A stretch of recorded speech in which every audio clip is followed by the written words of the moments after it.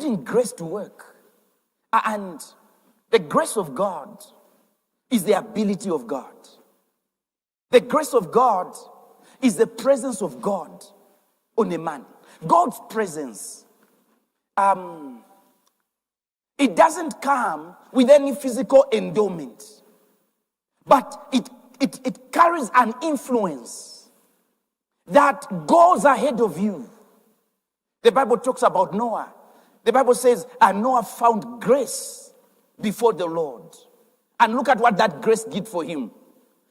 That grace made him to be the only man with his family that was saved from perishing. Everyone went with the water. Noah was preserved. Why? Because he found grace. He found grace. What is exciting is that if you are born again, you do not lack grace. Because Romans 5 verse 17 shows us, he says, if by one man's offense death reigned by one, he says, much more they that receive abundance of grace. So every Christian has received abundant grace, but it is not enough. Because, you see, to have the money doesn't mean you are in prosperity. What about those that won the lottery? How come 20 years later we couldn't find the money? That means it's not enough to have the money. You must know, you must have the mind of how to use the money, to multiply it. Because not everyone multiplies their money. And so, the abundant grace, look, grace is an asset.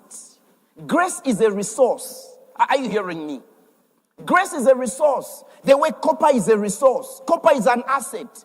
You can have a mine, and all the results, metallurgical results, can be showing you that this your mine, it has over 20 metric million tons of copper. That copper will do you no good until when you are able to bring it out of the ground, put it in the refinery, and bring out the product that someone will buy.